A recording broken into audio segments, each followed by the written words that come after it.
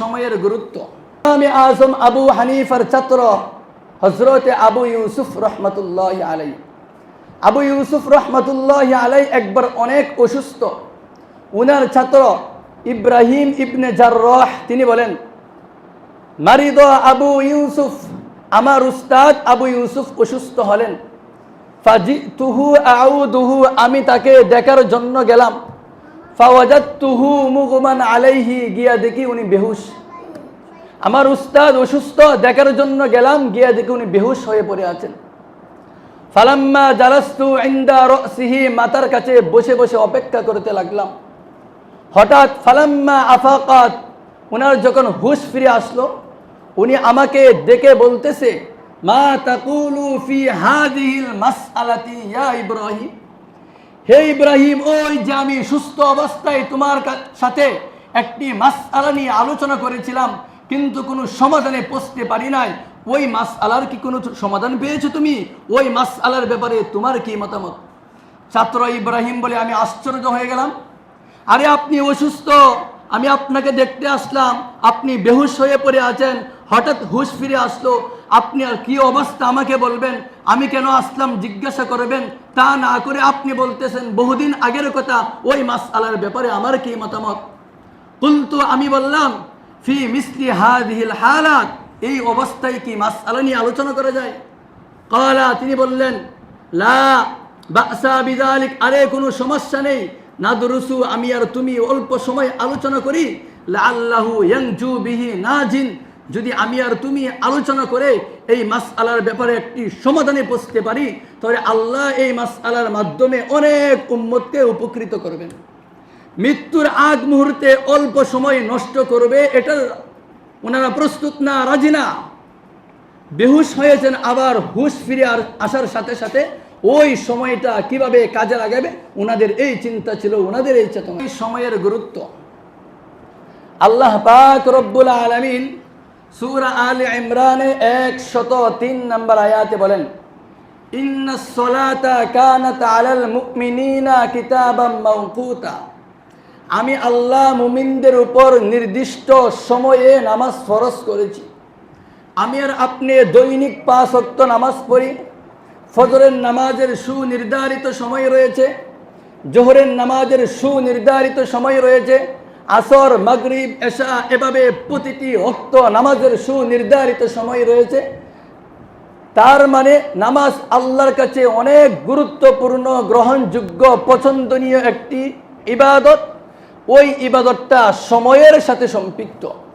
নবীজি হাদিসের মধ্যে বলেন, বুখারীর হাদিস 527 নম্বর হাদিস, 527 527 নম্বর হাদিস, হযরত আব্দুল্লাহ ইবনে আব্বাস রাদিয়াল্লাহু তাআলা আনহু থেকে বর্ণিত, তিনি বলেন, সাআলতুন নাবিয়্যা সাল্লাল্লাহু আলাইহি ওয়াসাল্লাম আইয়ুল আমালি আহাব্বু ইলাল্লাহ, আমি আব্দুল্লাহ ইবনে আব্বাস নবীজিকে জিজ্ঞাসা করলাম, ইয়া রাসূলুল্লাহ, আল্লাহ পাক রব্বুল আলামিনের কাছে কোন আমলটা বেশি পছন্দনীয়, বেশি প্রিয়?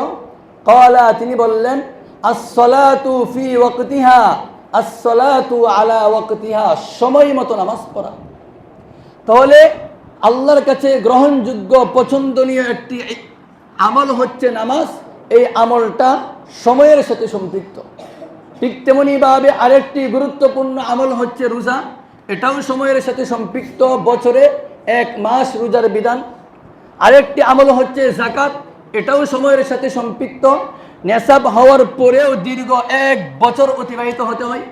আরেকটি বুনিয়াদি, ইসলামের বুনিয়াদি আমল হচ্ছে হজ, এটাও সময়ের সাথে সম্পৃক্ত, বছরে সুনির্ধারিত কয়েকদিনে হজ পালন করা যায়, ফরজ হজ যেটা। তাহলে আল্লাহ পাক রব্বুল আলামিন ইসলাম ধর্মে বুনিয়াদি যেই সমস্ত আমল দিয়েছেন, সবগুলো আমল সময়ের সাথে সম্পৃক্ত। তার মানে আল্লাহর কাছে সময়ের গুরুত্ব আছে। আল্লাহ পাক রব্বুল আলামিন সময়ের গুরুত্ব বোঝাবার জন্য নিজেই সময়ের কসম খেয়েছেন, ওয়াল আসরি ইন্নাল ইনসানা লাফি খুস। সম্মানিত হাজিরিন, আমাদের আকাবির আসলাফগণ এই সময়কে কতটুকু গুরুত্ব দিতেন। আল্লাহর নবীর বিশিষ্ট সাহাবী হযরত আব্দুল্লাহ ইবনে মাসউদ রাদিয়াল্লাহু তাআলা আনহু তিনি বলেন, মা নাদিমতু আলা শাইইন নাদামি আলা ইয়াউমিন, মা নাদিমতু আলা শাইইন, আমি দুনিয়ার কোনো বস্তুর জন্য আমি আফসোস করি না, অনুতপ্ত হই না। নাদামি আলা ইয়াউমিন গরাবাত শামসুহু, আমি আমার জীবনের ওই দিনটার জন্য আফসোস করি যেই দিনটা আমার জীবন থেকে চলে গেছে। নাকাস ফিহি আজালি, দিন চলে যাওয়ার কারণে আমার হায়াত কমেছে। ওয়ালাম ইয়াজদাদ ফিহি আমালি, কিন্তু আমার আমল বাড়ে নাই, ওই দিনটার জন্য আমি আফসোস করি। আমার জীবন থেকে একটা দিন চলে গেল, আমার হায়াত কমলো ঠিক, কিন্তু আমার আমল বাড়ে নাই, ওই দিনটার জন্য আমি আব্দুল্লাহ ইবনে মাসউদ কি করি? আফসোস করি। তারা সময়কে কত বেশি গুরুত্ব দিতেন। হাসান বসরি রহমাতুল্লাহি আলাইহি তিনি বলেন, ইবনে আদম, হে আদম সন্তান, ইন্নামা আনতা আইয়াম, তোমার জীবন হচ্ছে সময়ের সমষ্টি, তোমার জীবন হচ্ছে সময়ের সমষ্টি।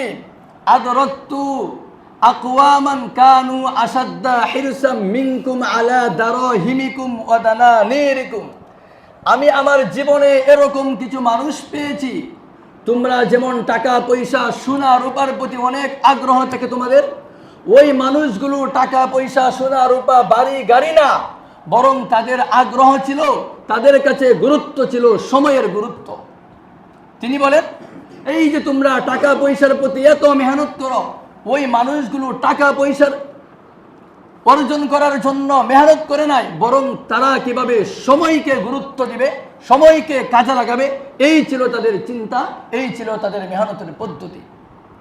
সম্মানিত হাজিরিন, হযরত ইমামে আজম আবু হানিফা, ইমামে আজম আবু হানিফার উস্তাদ হাম্মাদ ইবনে সালামা, হাম্মাদ ইবনে সালামা সম্পর্কে তার ছাত্র মুসা ইবনে ইসমাইল তিনি বলেন, লাউ কুলতু লাকুম মা রাআইতু হাম্মাদ ইবনে সালামা দাহিকান লাসাদাকতু, আরে দুনিয়ার মানুষ, আমি যদি তোমাদেরকে বলি আমি হাম্মাদ ইবনে সালামাকে কোনোদিন হাসতে দেখি নাই, লাসাদাকতু, আমি এই কথাটা তোমাদের কাছে সত্যই বলেছি।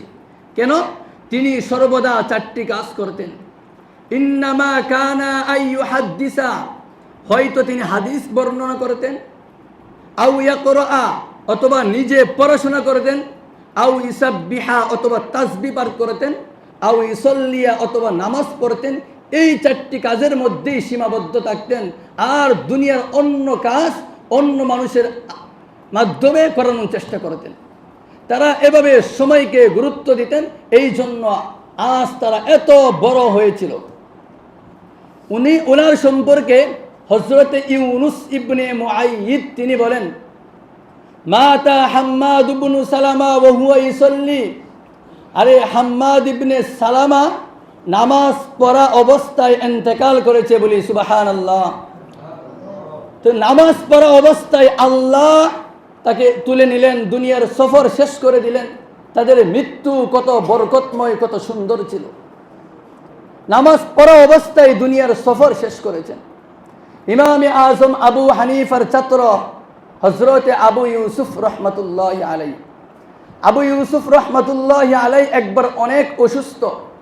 উনার ছাত্র ইব্রাহিম ইবনে জাররাহ তিনি বলেন, মারিদ আবু ইউসুফ, আমার উস্তাদ আবু ইউসুফ অসুস্থ হলেন। ফাজিতুহু আউদুহু, আমি তাকে দেখার জন্য গেলাম। ফাওয়াজাদতুহু মুগমান আলাইহি, গিয়া দেখি উনি বেহুশ। আমার উস্তাদ অসুস্থ, দেখার জন্য গেলাম, গিয়া দেখি উনি বেহুশ হয়ে পড়ে আছেন। ফালাম্মা জালাস্তু ইনদা রাসিহি, মাথার কাছে বসে বসে অপেক্ষা করতে লাগলাম।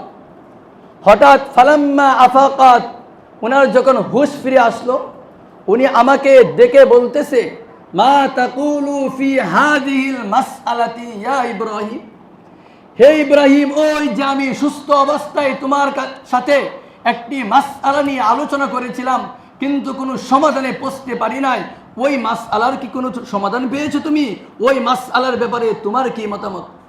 ছাত্র ইব্রাহিম বলে, আমি আশ্চর্য হয়ে গেলাম, আরে আপনি অসুস্থ, আমি আপনাকে দেখতে আসলাম, আপনি বেহুশ হয়ে পড়ে আছেন, হঠাৎ হুশ ফিরে আসলো, আপনি আর কি অবস্থা আমাকে বলবেন, আমি কেন আসলাম জিজ্ঞাসা করবেন, তা না করে আপনি বলতেছেন বহুদিন আগের কথা, ওই মাসআলার ব্যাপারে আমার কি মতামত। কুলতু, আমি বললাম, ফি মিসলি হাযিহিল হালাত, এই অবস্থায় কি মাসআলা নিয়ে আলোচনা করা যায়?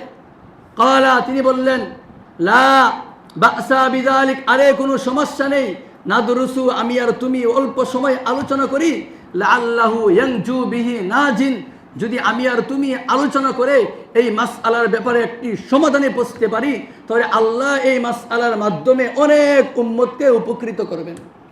মৃত্যুর আগ মুহূর্তে অল্প সময় নষ্ট করবে, এটা ওনারা প্রস্তুত না, রাজি না।